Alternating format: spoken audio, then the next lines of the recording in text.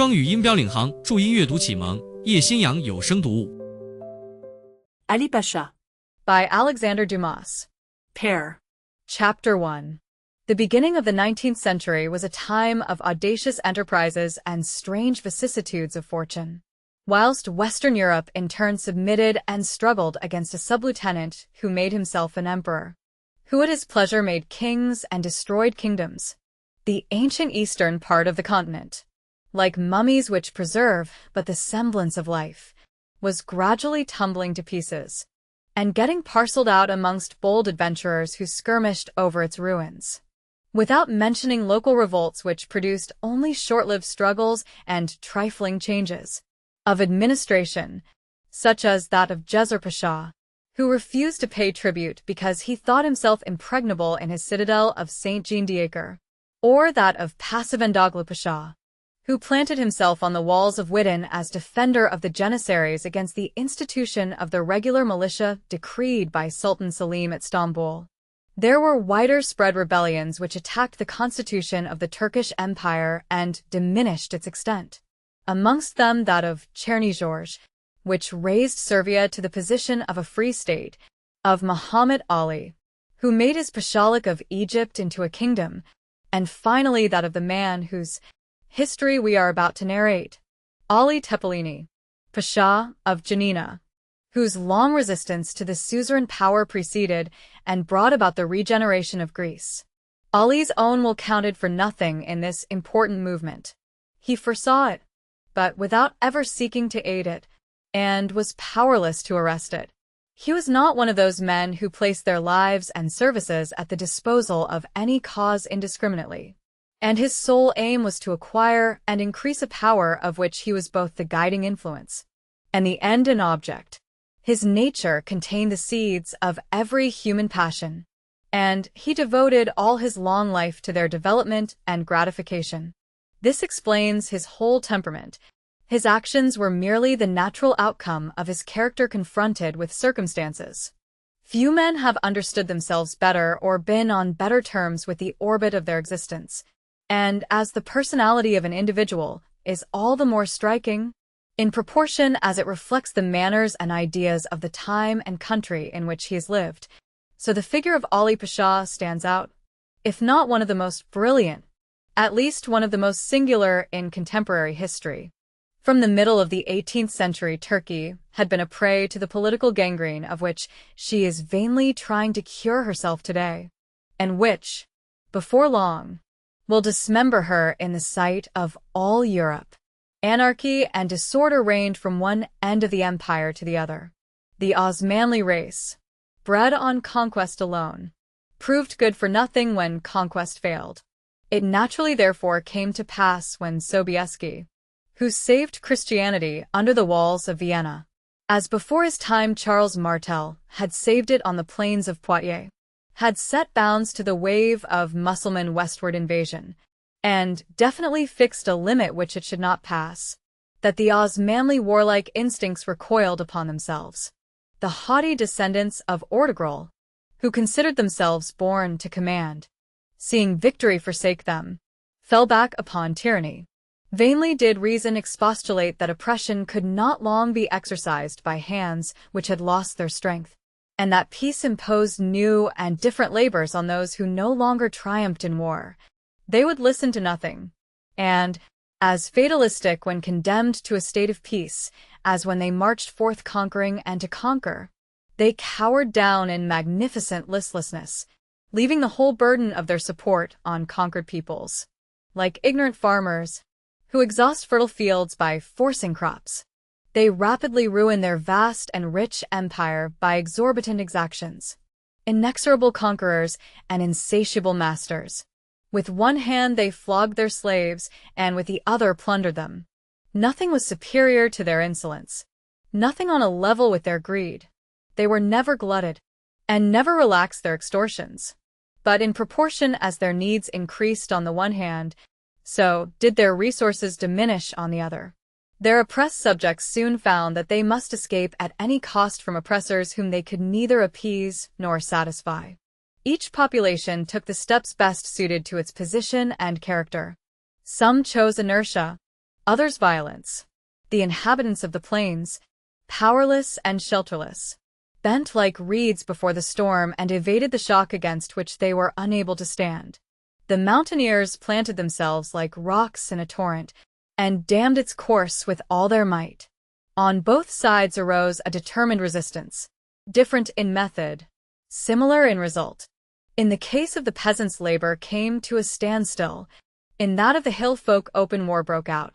The grasping exactions of the tyrant-dominant body produced nothing from wastelands and armed mountaineers. Destitution and revolt were equally beyond their power to cope with, and all that was left for tyranny to govern was a desert enclosed by a wall. But, all the same, the wants of a magnificent sultan, descendant of the prophet and distributor of crowns, must be supplied, and to do this, the sublime Porte needed money. Unconsciously imitating the Roman Senate, the Turkish divan put up the empire for sale by public auction. All employments were sold to the highest bidder. Pashas, beys, geese, ministers of every rank, and clerks of every class had to buy their posts from their sovereign and get the money back out of his subjects. They spent their money in the capital and recuperated themselves in the provinces. And as there was no other law than their master's pleasure, so there was no other guarantee than his caprice. They had therefore to set quickly to work. The post might be lost before its cost had been recovered. Thus all the science of administration resolved itself into plundering as much and as quickly as possible. To this end, the delegate of imperial power delegated in his turn, on similar conditions, other agents to seize for him and for themselves all they could lay their hands on, so that the inhabitants of the empire might be divided into three classes: those who were striving to seize everything, those who were trying to save a little, and those who, having nothing and hoping for nothing, took no interest in affairs at all. Albania was one of the most difficult provinces to manage. Its inhabitants were poor, brave, and the nature of the country was mountainous and inaccessible. The Pashas had great difficulty in collecting tribute because the people were given to fighting for their bread. Whether Mohammedans or Christians, the Albanians were above all soldiers. Descended on the one side from the unconquerable Scythians, on the other from the ancient Macedonians, not long since masters of the world, crossed with Norman adventurers brought eastwards by the great movement of the Crusades, they felt the blood of warriors flow in their veins. And that war was their element.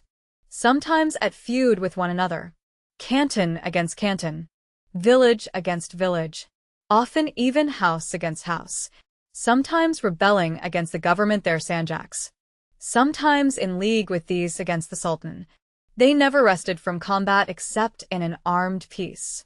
Each tribe had its military organization, each family its fortified stronghold, each man his gun on his shoulder.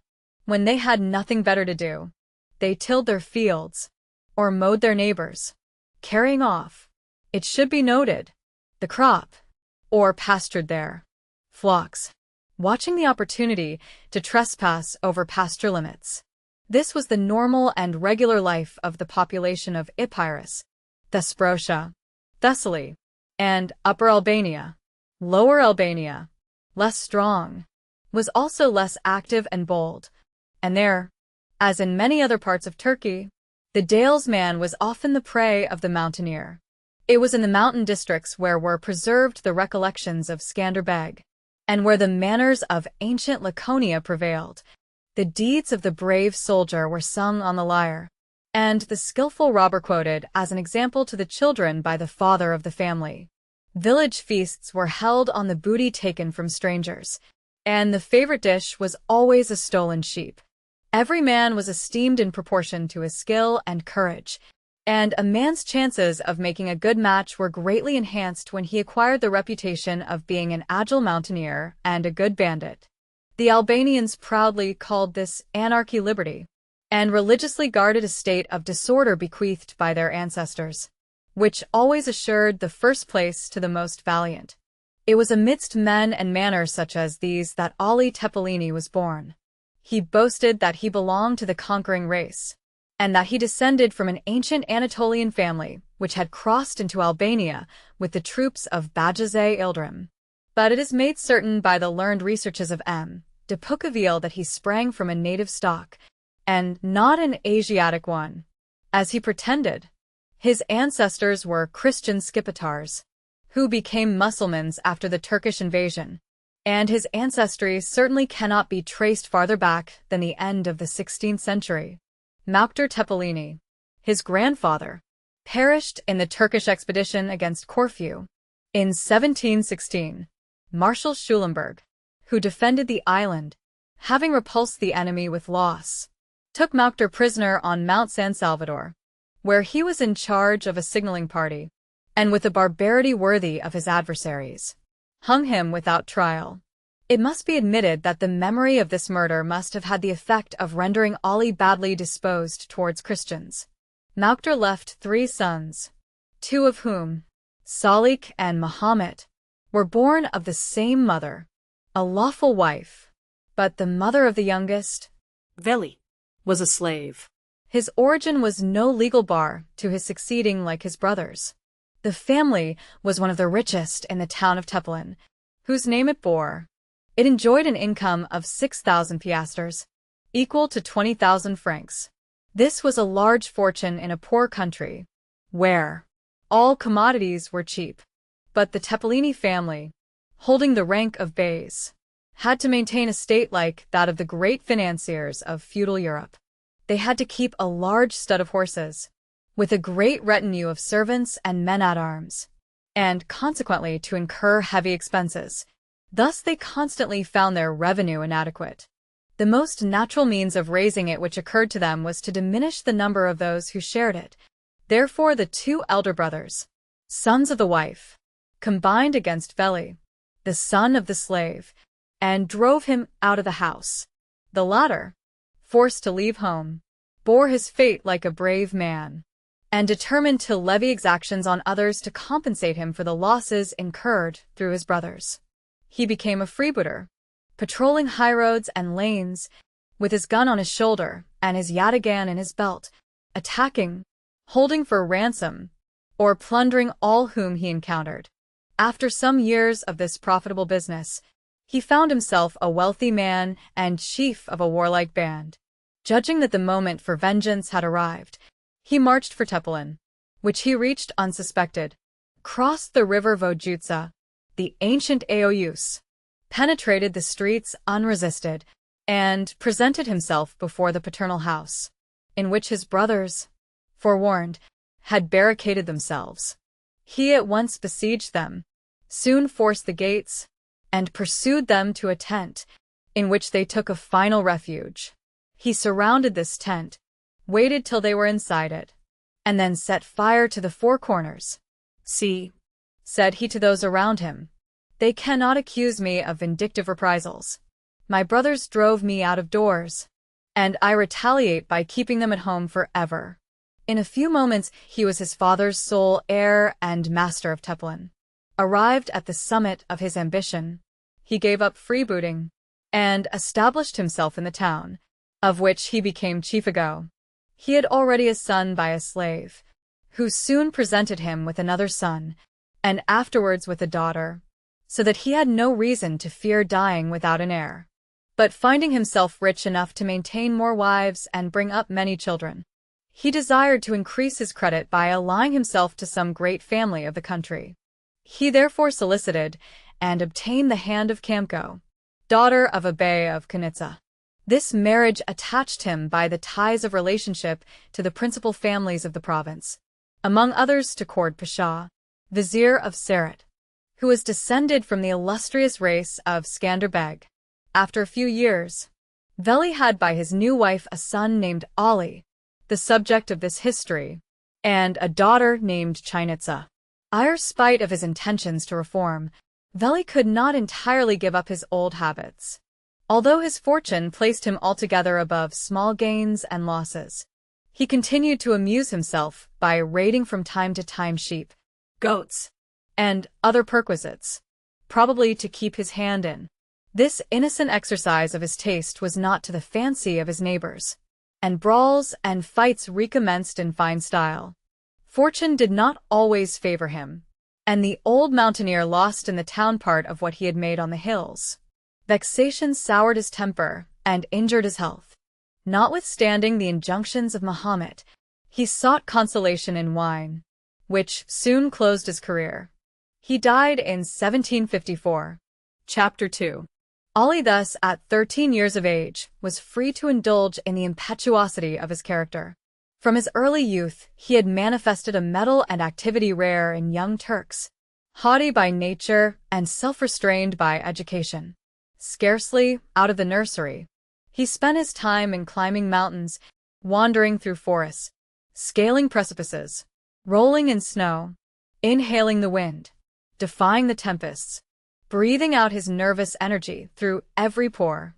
Possibly, he learnt in the midst of every kind of danger to brave everything and subdue everything. Possibly in sympathy with the majesty of nature, he felt aroused in him a need of personal grandeur which nothing could satiate. In vain his father sought to calm his savage temper and restrain his vagabond spirit. Nothing was of any use. As obstinate as intractable, he set at defiance all efforts and all precautions. If they shut him up, he broke the door or jumped out of the window. If they threatened him, he pretended to comply, conquered by fear, and promised everything that was required, but only to break his word the first opportunity. He had a tutor specially attached to his person and charged to supervise all his actions. He constantly deluded him by fresh tricks, and when he thought himself free from the consequences, he maltreated him with gross violence. It was only in his youth, after his father's death, that he became more manageable. He even consented to learn to read, to please his mother, whose idol he was, and to whom in return he gave all his affection. If Kamko had so strong a liking for Ali, it was because she found in him not only her blood, but also her character. During the lifetime of her husband, whom she feared, she seemed only an ordinary woman, but as soon as his eyes were closed, she gave free scope to the violent passions which agitated her bosom. Ambitious, bold, vindictive, she assiduously cultivated the germs of ambition, hardihood, and vengeance which already strongly showed themselves in the young Ali. My son, she was never tired of telling him, he who cannot defend his patrimony richly deserves to lose it. Remember that the property of others is only theirs so long as they are strong enough to keep it, and that when you find yourself strong enough to take it from them, it is yours. Success justifies everything, and everything is permissible to him who has the power to do it. Ali, when he reached the zenith of his greatness, used to declare that his success was entirely his mother's work. I owe everything to my mother, he said one day to the French consul, for my father, when he died, left me nothing but a den of wild beasts and a few fields. My imagination, inflamed by the counsels of her who has given me life twice over, since she has made me both a man and a vizier, revealed to me the secret of my destiny. Thenceforward I saw nothing in Tepelen but the natal air from which I was to spring on the prey which I devoured mentally. I dreamt of nothing else but power, treasures, palaces, in short what time has realized and still promises. For the point I have now reached is not the limit of my hopes. Kamko did not confine herself to words. She employed every means to increase the fortune of her beloved son and to make him a power. Her first care was to poison the children of Veli's favorite slave, who had died before him. Then, at ease about the interior of her family, she directed her attention to the exterior. Renouncing all the habit of her sex, she abandoned the veil and the distaff, and took up arms. Under pretext of maintaining the rights of her children, she collected round her husband's old partisans, whom she attached to her service, some by presents, others by various favors, and she gradually enlisted all the lawless and adventurous men in Toscaria. With their aid, she made herself all-powerful in Tepelen, and inflicted the most rigorous persecutions on such as remained hostile to her. But the inhabitants of the two adjacent villages of Kormovo and Kardiki, fearing lest this terrible woman, aided by her son, now grown into a man, should strike a blow against their independence, made a secret alliance against her, with the object of putting her out of the way the first convenient opportunity. Learning one day that Ali had started on a distant expedition with his best soldiers, they surprised Tepelin under cover of night, and carried off Kamko and her daughter Chinitsa captives to Kardiki. It was proposed to put them to death, and sufficient evidence to justify their execution was not wanting. But their beauty saved their lives. Their captors preferred to revenge themselves by licentiousness rather than by murder. Shut up all day in prison, they only emerged at night to pass into the arms of the men who had won them by lot the previous morning. This state of things lasted for a month, at the end of which a Greek of Argyrocastron, named G. Malikovo, moved by compassion for their horrible fate, ransomed them for 20,000 piastres, and took them back to Tepelin. Ali had just returned. He was accosted by his mother and sister, pale with fatigue, shame, and rage. They told him what had taken place, with cries and tears, and Kamko added, fixing her distracted eyes upon him, "My son, My son, my soul will enjoy no peace till Kormovo and Kardikal destroyed by thy scimitar will no longer exist to bear witness to my dishonor."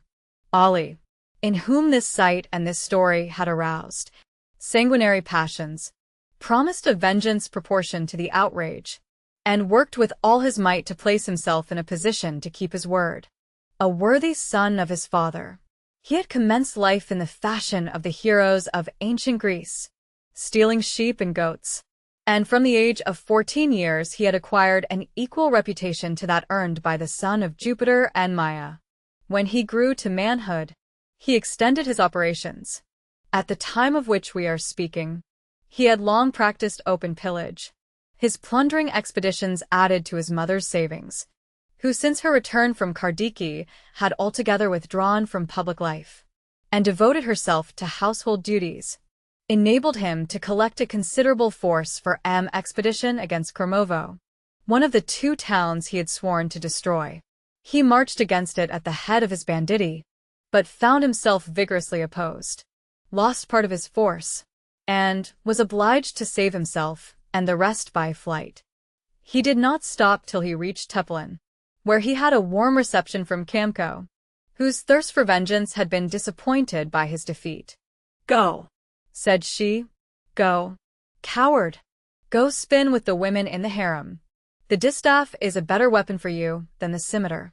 The young man answered not a word, but, deeply wounded by these reproaches, retired to hide his humiliation in the bosom of his old friend the mountain.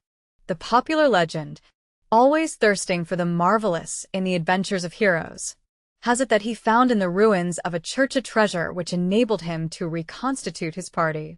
But he himself has contradicted the story, stating that it was by the ordinary methods of rapine and plunder that he replenished his finances.